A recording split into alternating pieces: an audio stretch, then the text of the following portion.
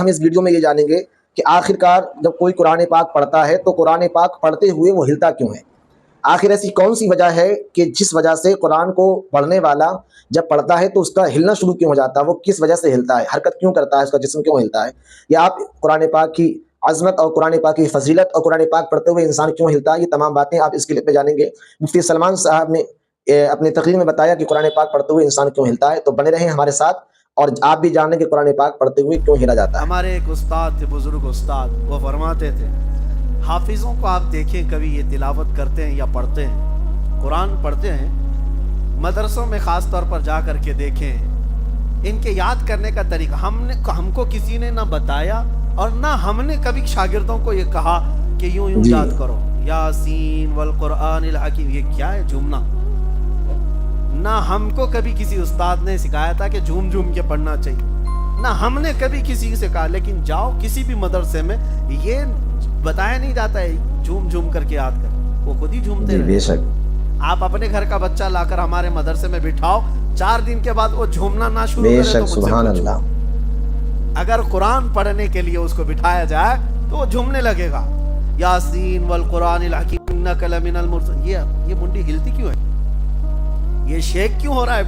یہ پوری باڈی کیوں ہلتی ہے؟ اس کے متعلق ہمارے ایک بزرگ استاد ہیں، انہوں نے فرمایا تھا کہ جب قرآن کی پہلی آیتیں اتری تھی غار حرا میں، پہلی آیتیں اقرا سے لے کر علم الانسان ما لم یعلم تک، تو یہ 5 آیتیں جب اتری تھی تو میرے آقا کی پوری باڈی ہل گئی، سبحان اللہ، نبی پاک صلی اللہ تعالی علیہ وسلم جھوم گئے تھے۔ ان آیتوں کا بوجھ تھا یا یہ امانت کا اثر تھا کہ حضور پاک صلی اللہ تعالی علیہ وسلم ہلتے رہے، حرکت کرتے رہے۔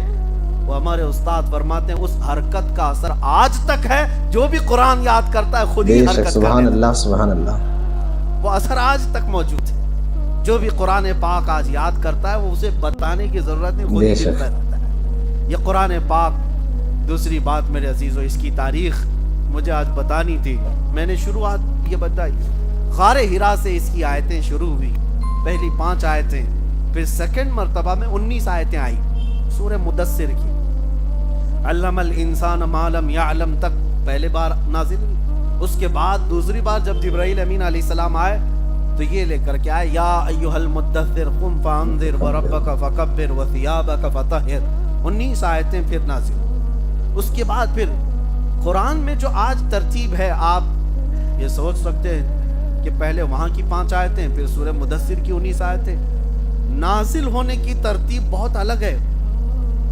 قرآن کے نازل ہونے کی ترتیب بہت الگ ہے۔ آج جو ہم لوگ پڑھ رہے ہیں سورہ فاتحہ، اس کے بعد سورہ بقرہ، اس کے بعد آل عمران، یا جس طرح آیتیں ہیں، یہ جو آج ترتیب ہے تو کسی کے دماغ میں یہ نہیں آنا چاہیے کہ یہ بعد کی بنائی ہوئی ترتیب ہے، لوگوں نے اس کو اپنے انداز سے یوں جمع کر دیا، نہیں۔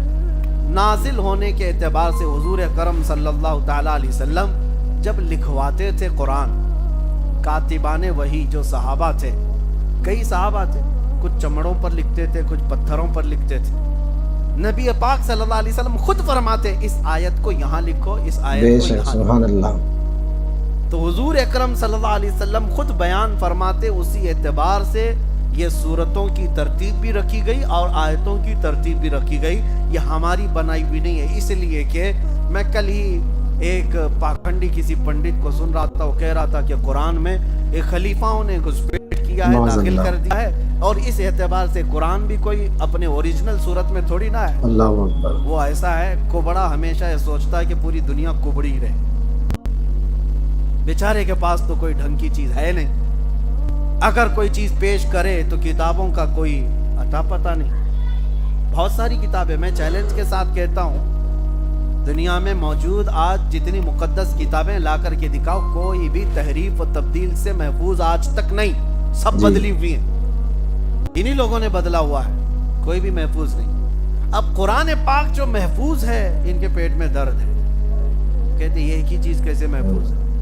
اس کے لیے زبردستی شوشے چھوڑتے ہیں کہ یہ بھی ہو سکتا ہے خلیفاؤں نے گڑ لیا ہوگا، ڈال لیا ہوگا اندر، اس میں داخل کر دیا ہوگا، تو یہ پاسیبلٹی پہ بات کرتے ہیں، ہو سکتا ہے، ہو سکتا ہے، ہو سکتا پہ تو ہم ان کو یہ کہہ سکتے ہیں آپ عورت ہو سکتے ہیں، ہو سکنے میں تو پاسبلٹی کسی بھی چیز کی بات کر سکتے. دلیل ہے آپ کے پاس کوئی کہ قرآن کو کسی نے بدلا تھا یا اپنے انداز سے داخل کیا تھا؟ ایک خلیفہ نے، ایک بادشاہ نے، ایک حاکم، بہت سارے زمانے آئے لیکن دلیل ان کے پاس ہے ہی نہیں.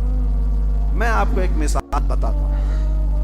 ایک بھی اگر انکاری 1400 سال میں مل جائے کہ قرآن جیسا رسول اللہ کے زمانے میں نازل ہوا تھا، یہ ویسا نہیں کچھ الگ تھا، لا کر کے دکھا دیں.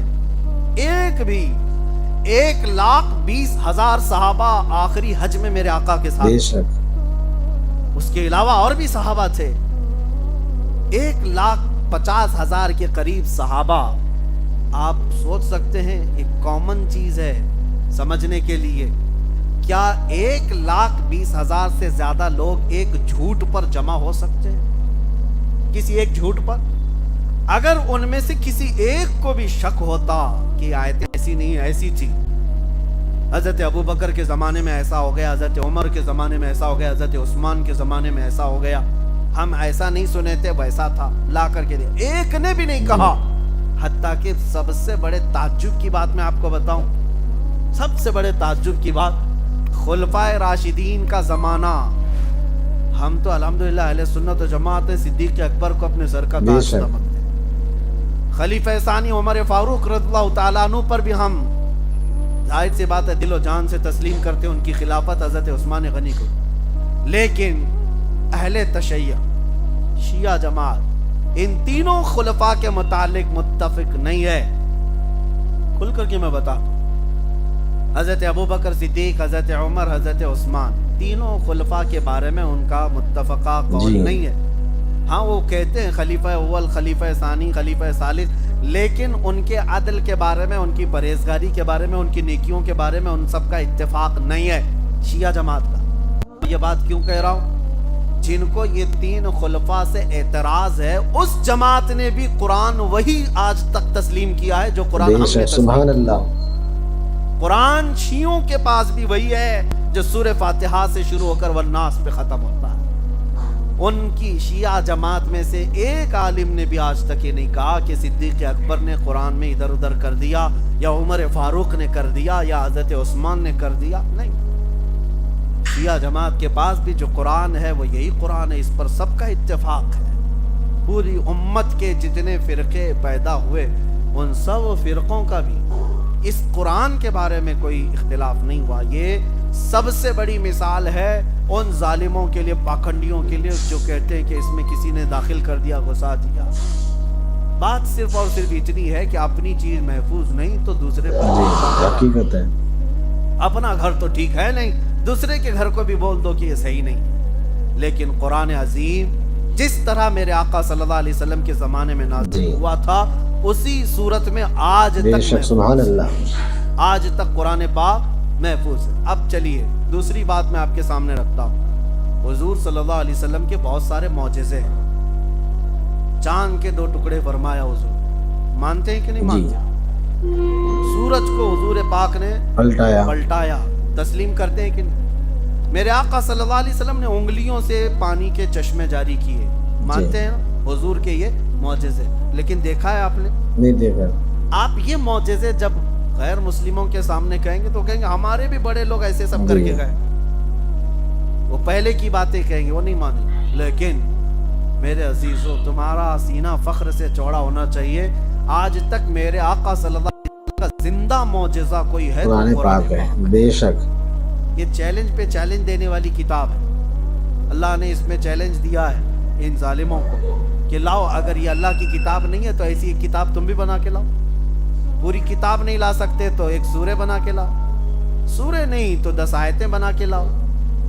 کون سا بڑا کام تھا یہ؟ 1400 سال سے کیوں نہیں کیا؟ نہیں کر سکے. بعض لوگ ارے اب تو ٹیکنالوجی کا دور ہے، کمپیوٹر کا زمانہ ہے، بنا لیتے. کرائے کے لوگوں کو بٹھا کر کے عربی ادھر سے ادھر کر کے ایک کتاب بنا لیتے. نہیں بنا سکتے، کیونکہ قرآن صرف عربی لکھنے کا نام نہیں ہے. قرآن کی ایک ایک آیت معجزہ. سبحان اللہ، حقیقت بات ہے. ایک ایک آیت معجزہ ہے. قرآن 1400 سال پہلے خبریں دے رہا ہے، آج وہ چیزیں واقع ہو رہی ہیں. تم کیسے خبریں دو گے؟ تم کیسے خبریں دو گے؟ آج خبریں دو گے کہ 1400 اب اور زمانہ 40 سال کے بعد ایسا ہوگا، اٹکل پچھو تو مار سکتے ہو، لیکن قرآن جو ہے وہ حقانیت اور صداقت کی بات کرتا ہے، صداقت کی بات کرتا ہے۔ یہ چیزیں کہاں سے لائیں گے آپ؟ میرے عزیزو، میں آج آپ کو قرآن کی طرف راغب کرنے کے لیے ایک بات اور بھی کہہ دوں۔ دنیا میں تمہارا امتحان ہوگا، تمہیں آزمایا جائے گا۔ آج میڈیا کے ذریعے سے دیکھا بھی جا رہا ہے، کوئی بابا پرچیاں نکال کر کے لوگوں کے دماغ میں کیا کیا ہے وہ سب بتا دیتا ہے۔ لوگوں کو ایسا لگتا ہے ارے ہاں کیا چمتکار ہے بابا کا۔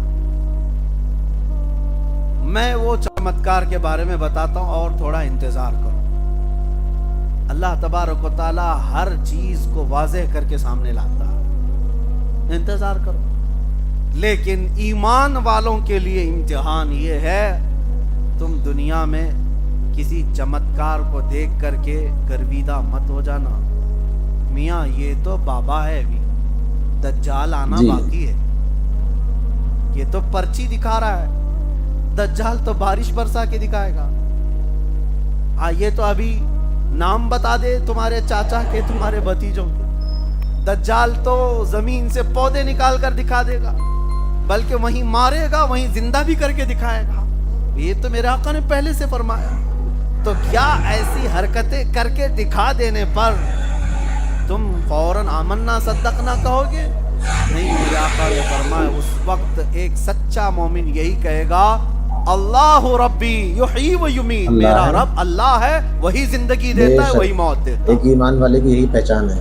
آنکھوں پر پٹی تو پڑ سکتی ہے، شعبدہ بازی ہو سکتی ہے، جادوگری تو دنیا میں موجود ہے، تمہاری نظر بندی تو ہو سکتی ہے، لیکن حقیقت میں اشیاء کو بدلنا صرف اللہ کی قدرت ہے۔ پاک کتنی اہم کتاب ہے، اور اس کے اندر اللہ تعالیٰ نے قیامت تک ہونے والے تمام واقعات کو بھی لکھ دیا ہے۔ تو ہمیں قرآن پاک جیسی کتاب کو چھوڑ کر اور کسی کتاب پر اعتماد نہیں کرنا چاہیے، کیونکہ قرآن پاک ہی ایک ایسی واحد کتاب ہے جو ہمیں تمام باتیں سکھاتی ہے، تمام باتیں ہمیں بتاتی ہے کہ آخر آگے کیا ہونے والا ہے۔ تو قرآن پاک کی ہمیں تلاوت کرنا چاہیے، یہی ہمارے گھر میں برکت لے کر آتی ہے، ہمارے گھروں سے پریشانی دور کرتی ہے، اور